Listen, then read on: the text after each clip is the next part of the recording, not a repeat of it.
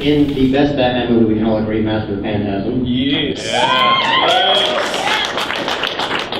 It's a really strong voice acting moment where you come back as Batman, as Bruce, just wearing your ski mask, trying to fight some people, and you get back and Caitlin Opper's there, and you say, "They weren't afraid of me," and you go right perfectly between Bruce's voice and Batman's voice. And I was just wondering how you found that moment in that film where you were trying to go back and forth between the two voices that are very different from your own. How you found that medium to make the progression in that question. The thing I loved about that movie is it tells the whole legacy of the Batman story, and you see the whole arc of him becoming, of what led him to become Batman, and then the struggle he has because he finally finds love in Andrea, and he wants to have a normal life. He suddenly yearns to be able to have a normal life, and he goes to his parents' grave, and there's that scene at his grave, the grave, where he's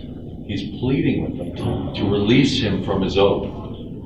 And remember that the bats come up out of the Batcave? That's my favorite Batman moment. Oh, it's such a beautiful moment. I loved acting that.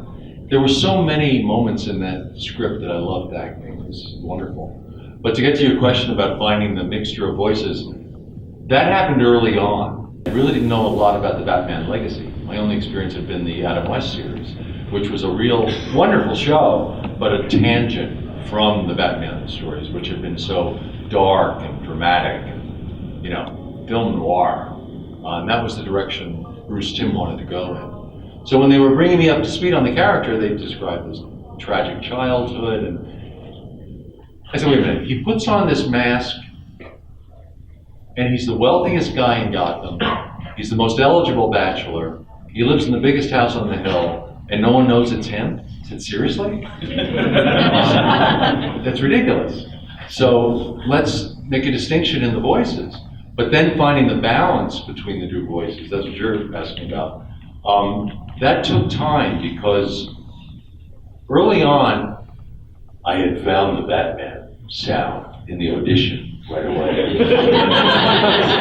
But then coming up with the Bruce Wayne sound, I was using it was almost a David Niven type feeling. Did any of you know who that British actor was? He was very erudite, very urbane, very sarcastic, sophisticated. I was using that sort of image for Bruce Wayne because I was thinking there was a wonderful old movie called The Scarlet Pimpernel, which Leland Hayward started. And it's a great old movie if you ever get a chance to see it, where he's playing a landed royalty in England who disguises himself and he goes out and fights crime at night. Basically, it's a Batman story, but it's from the 20s.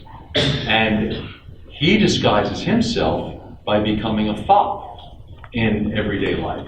So no one takes this guy seriously. They think he's this foppish aristocrat that no one should take seriously. They don't realize that at night, he's this vigilante fighting crime. He's Batman of England in the 20s. I went in a really extreme way for Bruce Wayne. And he was very sophisticated, very sarcastic, and there was a lot of humor. There was a lot of sort of wry humor in it. And then when the artwork came back, and they saw how dark the show was painted, it was too jarring. It was like from another show. So they actually had me go back and re-record the first, I'd say 6 episodes, just the Bruce Wayne voice, because it had been too lightened. It was too different. It almost seemed like it was a different character. So finding that balance was difficult early on.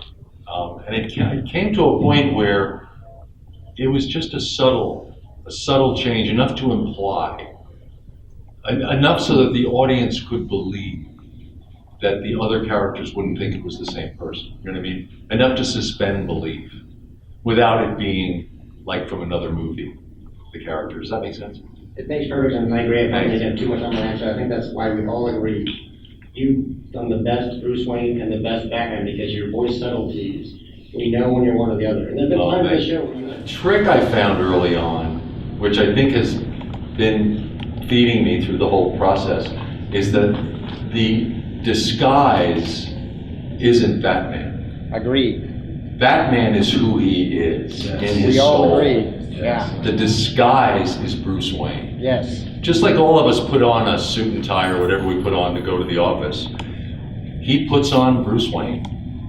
And when he's, so that when you go into that voice, it doesn't sound like you have laryngitis, so you're putting on some, funny voice. You know what I'm talking about. It sounds organic, Right. because that's who he is. Agreed, sir. Thank you. Thank you.